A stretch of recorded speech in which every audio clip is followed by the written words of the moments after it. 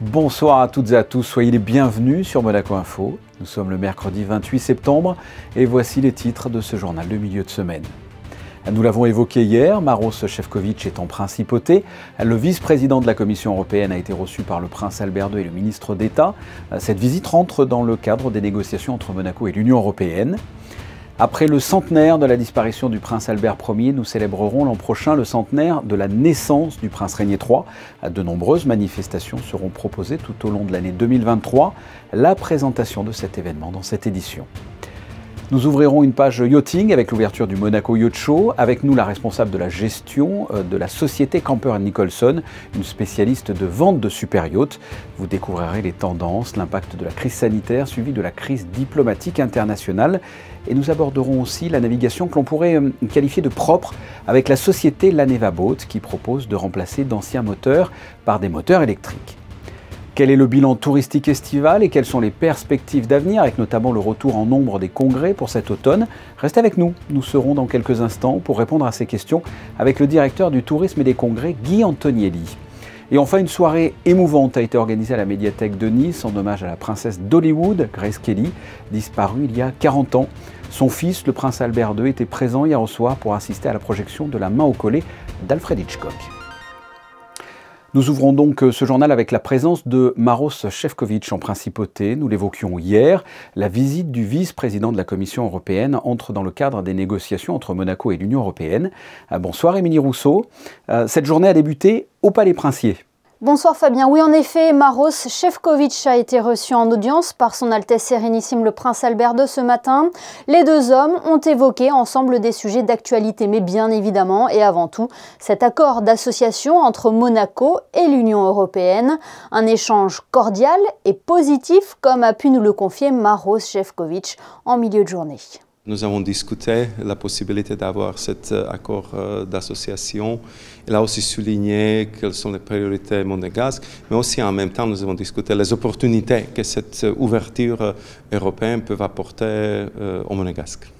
Les priorités monégasques dont fait mention le vice-président de la Commission européenne, ce sont ces fameuses lignes rouges qui ont pour objectif de préserver la communauté monégasque. Elles étaient également au cœur des discussions au ministère d'État. On a parlé globalement de la situation à Monaco, des spécificités à Monaco et des conséquences que l'on doit en tirer, c'est-à-dire les lignes rouges que le souverain, le prince Albert II, avait déjà montrées et sur lesquelles il insistait, qui étaient pour nous des positions de principe en termes de négociation. Donc nous avons échangé, nous avons montré les spécificités de Monaco, la prospérité de Monaco, même si parfois nous le savons aussi, des enjeux importants à relever, des difficultés à régler. La prospérité pour Monaco, qui ne profite pas qu'à Monaco, et nous avons rappelé par exemple qu'il y avait chaque jour 45 000 Français qui venaient travailler à Monaco, c'est-à-dire un nombre supérieur à la population de résidents à Monaco.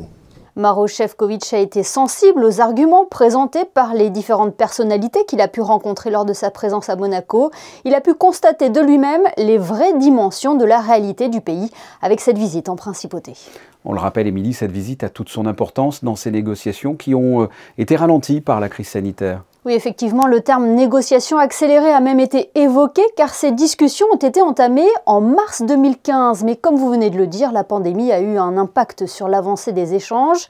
La présence de la Commission européenne à Monaco, qui plus est de son vice-président, est un signe du grand intérêt que porte l'Union européenne sur ce dossier et de son ambition à parvenir à un accord rapidement. Un mot est notamment ressorti à l'issue de cette visite, c'est le mot « équilibre ». Je suis très heureux qu'on a conclu qu'on va travailler d'une manière très étroite, très intense, en espérant de pousser les négociations vers la solution favorable, bien sûr pour Monaco, mais aussi pour l'Union européenne.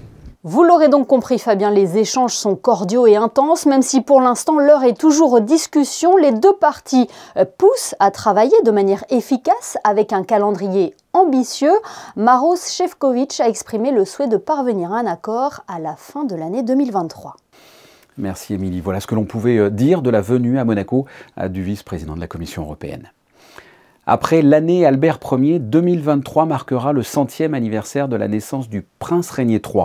À cette occasion, de nombreuses manifestations vont être organisées. C'est un reportage de Patricia Navarro, Horacio Gaggino et Clélia Renaud.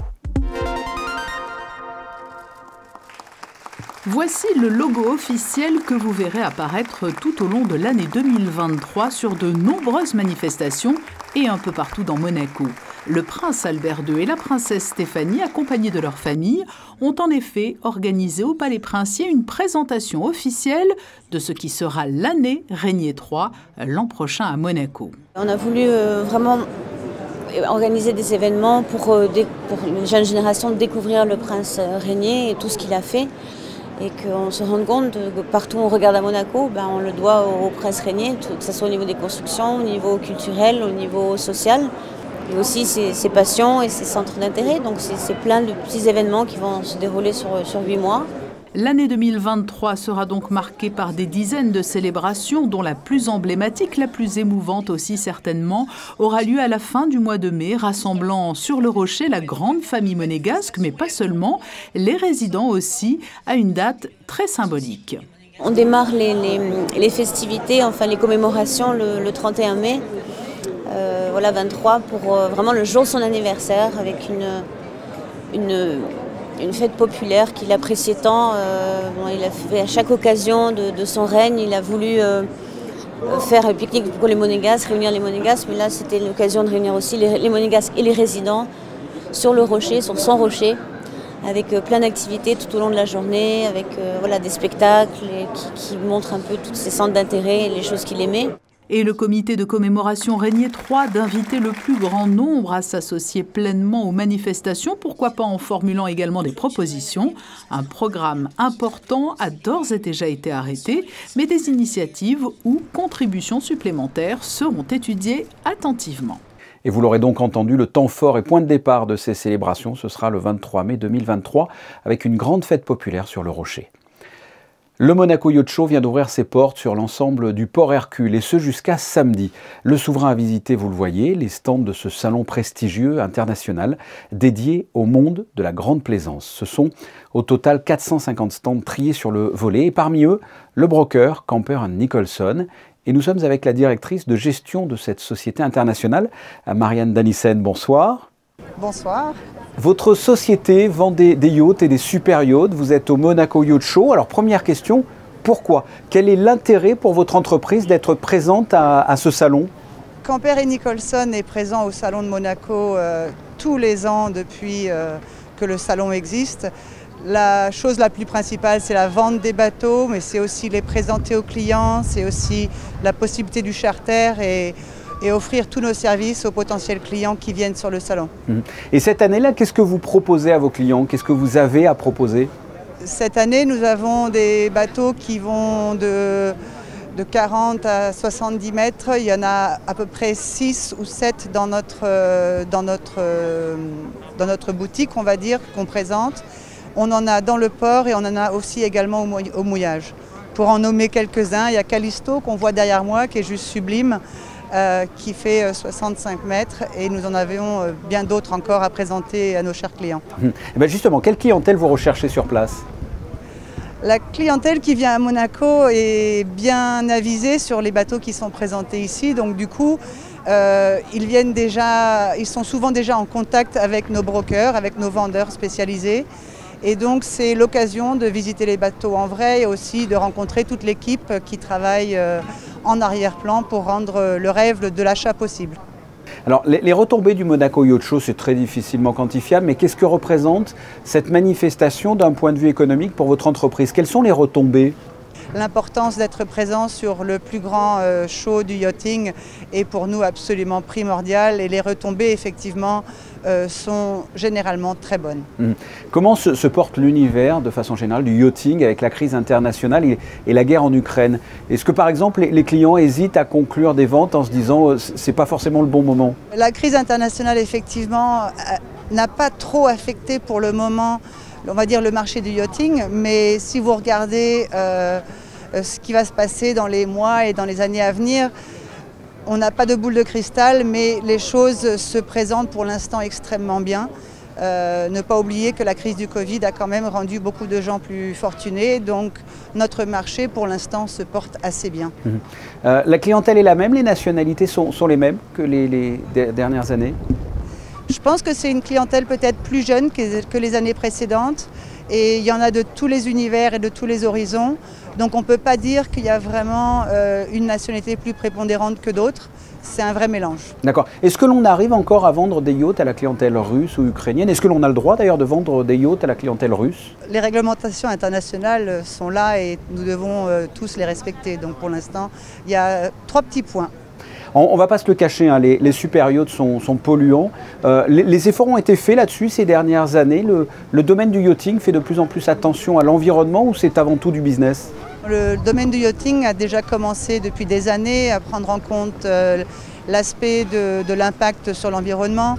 Et au niveau de la construction, au niveau des moteurs qu'on a sur les bateaux, vraiment, lorsqu'on pense que c'est aussi polluant, c'est une façon de voir les choses, mais dans le milieu maritime, le yachting est infiniment petit en termes de pollution et les recherches continuent à ce que les nouvelles constructions, d'ailleurs depuis quelques années, sont beaucoup moins polluantes qu'elles ne l'étaient il y a 20 ans. Vous avez dans votre société justement des bateaux qui sont, on va dire, plus propres?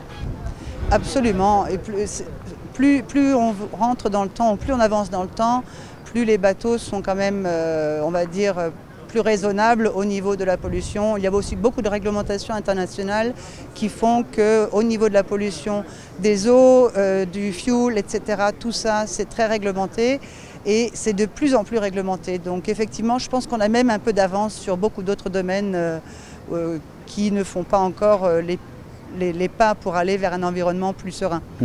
Marianne Danissède, merci d'avoir pris du temps pour répondre à mes questions alors que vous êtes en plein salon là. Oui, merci beaucoup. On ne referme pas cette page Yacht Show, il y a une véritable prise de conscience sur la navigation propre au fil des années, on vient d'en parler. Vanessa Dessy, vous êtes justement sur place pour nous faire découvrir un concept environnemental. Il se décrit comme l'icône de la navigation de luxe. La Nevabot propose une conduite sportive mais surtout éco-responsable avec son moteur 100% électrique digne de ses homologues thermiques. La start-up monégasque n'est aujourd'hui plus qu'un créateur de bateaux éco-responsables. Elle se tourne aussi vers le rétrofit. À l'instar de l'automobile, la société lance une nouvelle division. Cette dernière propose des kits industrialisés de moteurs 100% électriques à destination des bateaux classiques du marché. Une révolution pour la transition énergétique du yachting. On a un besoin sur électrifier un peu le monde marin. Il y a beaucoup d'usages qui sont clairement sur des plans d'eau fermés, des lacs notamment. Mais à Monaco, en Méditerranée, on pense qu'il y a un usage qui va venir très rapidement. Donc là, on parle de rétrofit, donc là, on a appelé ça la Neva Rétrofit. C'est vraiment l'électrification de bateaux classiques. Donc on enlève le moteur d'origine, V8 souvent, et on remplace par tout un kit, moteur, batterie et toute la partie électronique. Clientèle, c'est les propriétaires de bateaux, amoureux souvent d'une belle construction, des références de marché des années 50-60. Qui ont peut-être quand même un intérêt à aller sur une motorisation un peu plus propre, zéro émission. Malgré son agencement étroit, pour cette première, le choix s'est porté vers un bateau de la marque légendaire Riva, symbole de la motorisation classique. Recharge, poids, le concept demande tout de même quelques contraintes à analyser. Il y a des contraintes de poids principalement.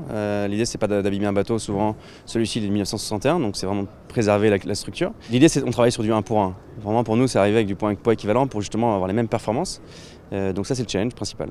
Ce Riva dispose d'une autonomie de près de 2h30 à environ 15 nœuds en navigation.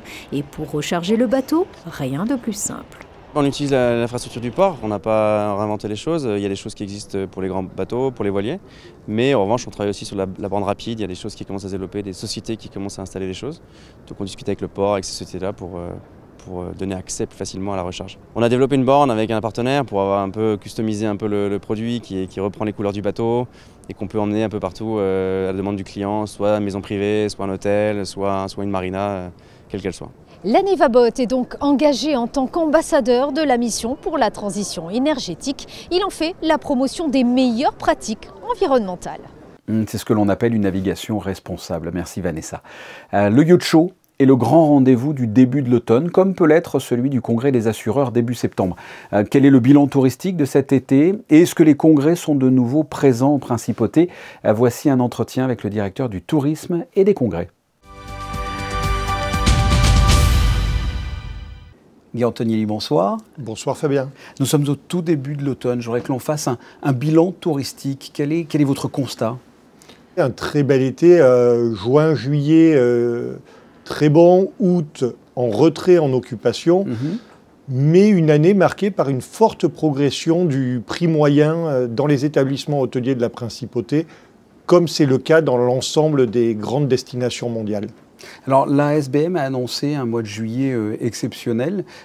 J'imagine que ce n'est pas le cas uniquement pour la SBM, que tout le monde en a profité. Comment est-ce que vous expliquez ça?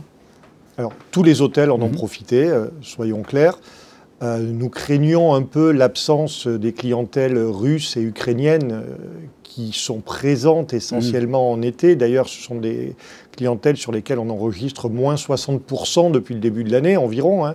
Donc, réellement, une absence quasi totale de cette clientèle. Il faut se rappeler que les Russes sont la première clientèle du mois d'août en 2019 en Principauté. Donc, un manque très important, mais un manque qui a été compensé par d'autres nationalités.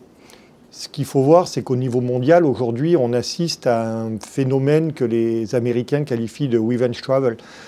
On va voyager cette année, on va faire tout ce qu'on n'a pas pu faire pendant 2 ans ou 2 ans et demi, donc qui bénéficie essentiellement aux destinations luxe, amplifiées pour les Américains par la dévaluation de l'euro qui renforce leur pouvoir d'achat. Donc eux sont moins impactés par la variation des prix en Europe. Donc une très forte présence américaine, une bonne présence du Moyen-Orient, et malgré une progression des prix très importante, des marchés européens qui ont progressé par rapport à 2019. France, Italie, Allemagne, Suisse ont progressé par rapport à 2019. Parlons des perspectives justement et de cette rentrée. Est-ce qu'il y a beaucoup de congrès? Alors, vous savez, septembre, comme vous le dites, marque la reprise du tourisme d'affaires. Septembre a commencé avec les rendez-vous de septembre, le plus vieil événement en Principauté, 64e année en Principauté, malheureusement 62e édition. Les 2 années Covid n'ont pas donné lieu à édition. Oui, le grand rendez-vous des assureurs à Monaco. Oui. Le grand rendez-vous des assureurs à Monaco avec de l'ordre de 3% d'inscrits en moins, de présents en moins qu'en 2019. Donc un réel succès. Tout le monde était là, tout le monde avait envie de venir. Les organisateurs ont re-signé pour 3 ans. Donc Monaco marque cet événement. Les assises de la sécurité arrivent, Luxpack arrive, Sportel arrive, et le calendrier se remplit pour les mois à venir. Nous avons des demandes pour 2024-2025. Alors tout ne se concrétise pas aujourd'hui parce que l'inflation, la situation géopolitique laisse peser des craintes sur l'état économique du monde dans le futur, mais les demandes sont là, le tourisme d'affaires reprend, et c'est lui, avec une diversité de clientèle, qui va nous permettre de retrouver le niveau d'occupation que nous avions avant crise. Nous, les habitants, on a tendance à râler un petit peu quand il y a l'installation du yacht show avec ses contraintes, mais j'imagine que c'est important pour Monaco, cette manifestation. C'est aujourd'hui, en termes de retombées économiques pour l'hôtellerie monégasque, le 2e événement après le Grand Prix. Donc il faut en être bien conscient, c'est une image de marque. Un yacht show qui en plus essaie de pivoter vers le yachting durable, avec le programme du Monaco Yacht Club qui est Monaco Advanced Capital of Yachting. C'est les orientations que la Principauté souhaite donner aux super yachts. Comment voyez-vous les perspectives d'avenir, notamment assez proches, notamment cet automne et cet hiver? Nous sommes assez confiants pour la fin d'année. La question va se poser effectivement en février-mars, mais comme je vous le disais, nous avons les demandes pour que le tourisme d'affaires reprenne à ce moment-là. Donc assez confiant à court terme. Si on met le moyen terme à 1 année, en fait la situation économique va dicter beaucoup de choses. Un des principaux problèmes aujourd'hui pour l'hôtellerie, qu'elle soit monégasque ou dans le département ou dans le monde, c'est en fait de réinventer le travail, les métiers de l'hôtellerie qui aujourd'hui peinent à recruter. Et quelles sont les campagnes et le travail de la direction du tourisme et des congrès pour cette perspective d'avenir, pour cette rentrée? Qu'est-ce que vous faites? Quelles sont les campagnes que vous menez? Nous allons devoir aller sur une nouvelle campagne qui n'est pas encore produite pour continuer à démarcher nos marchés prioritaires. Comme je l'ai dit, les États-Unis, le Moyen-Orient, les marchés proches, France, Royaume-Uni, Italie, Allemagne, Suisse. Aujourd'hui, on en est là. L'idée, c'est d'aller chercher, de s'appuyer sur les marchés qui prouvent qu'ils aiment la principauté. Donc, nous sommes en train d'organiser nos actions de promotion pour 2023. Nous finissons 2022 avec 2 grands salons tourisme d'affaires, IBTM à Barcelone, IMEX à Las Vegas et un grand salon tourisme de luxe, ILTM à Cannes. Voilà, nous continuons à mettre Monaco en avant, à nous assurer que Monaco est visible et à continuer à expliquer pourquoi Monaco doit être dans le top 10 des destinations à faire dans sa vie pour nos clients. Voilà, Monaco dans le top 10 des destinations. Merci Guy Antonielli. Merci Fabien. Ah voilà, après cette crise sanitaire que l'on a connue, les congrès refont leur apparition, dont le salon Magic qui sera de retour en février. On vient de l'apprendre, après 3 ans d'absence, le salon spécialisé dans la culture pop sera à nouveau au Grimaldi Forum les 25 et 26 février pour une 6e édition. Au programme, manga, jeux vidéo et concours de cosplay. En sport, la Roca Team a gagné sa 2e rencontre de Betclic Elite face à Nancy, 89-76.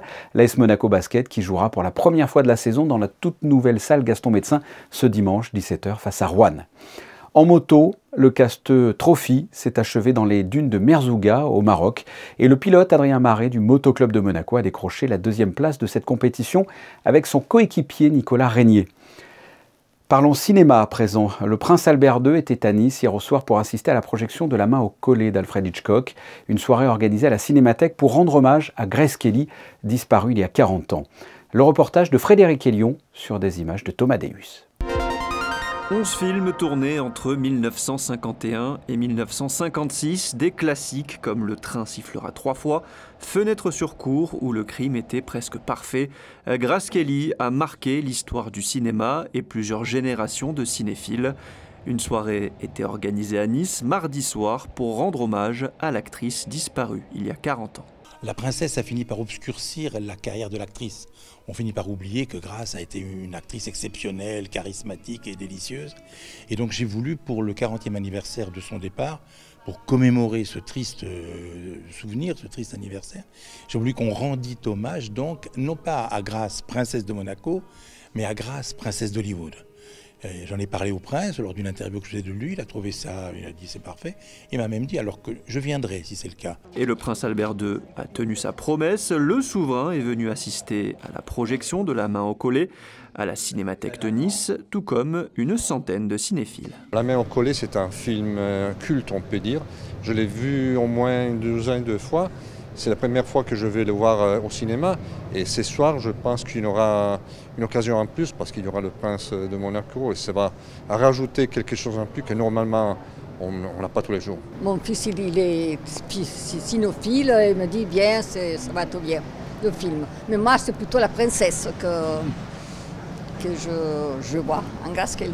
Et quelle image vous gardez d'elle justement? Oh, super, super, c'est une belle personne. C'est surtout pour elle que je viens ce soir, bien sûr, bien sûr. C'était une actrice qui était assez simple, assez naturelle. Donc et une des plus belles actrices, c'est vraiment femme, une... Ce qui ne gâche rien. Une des plus belles actrices à mon avis. À la fin de la projection, le prince Albert II est monté sur scène aux côtés d'Henri-Jean Servat pour une discussion face au public.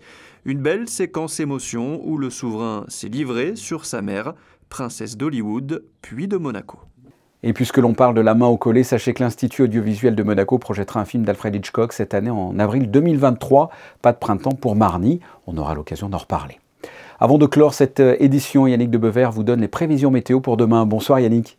Bonsoir Fabien, bonsoir à tous. Pour ce jeudi, le temps sera mi-figue, mi-raisin. Une matinée ensoleillée et une après-midi un peu plus nuageuse. La faute au vent qui soufflera à 30 km/h en moyenne, ramenant avec lui des nuages. En début de soirée, quelques gouttes pourraient même tomber en principauté. Côté température, elles sont comprises entre 14 degrés au petit matin et 23 dans l'après-midi. Ce jeudi 29 septembre, c'est la Saint-Michel et le dicton qui va avec. Si les hirondelles voient la Saint-Michel, l'hiver n'arrive qu'à Noël. On regardera donc très attentivement le ciel demain. Merci Yannick. Ce journal est terminé, comme le veut la tradition, les photos de la rédaction aujourd'hui sont consacrées à l'Europe, ou plus exactement, nous vous en avons parlé dans cette édition, à la visite de Maroš Šefčovič en principauté, visite qui s'inscrit dans le cadre des négociations entre l'Union européenne et Monaco. Vous retrouverez demain à la présentation Émilie Rousseau. Merci pour votre fidélité, passez une excellente soirée, à très bientôt, au revoir.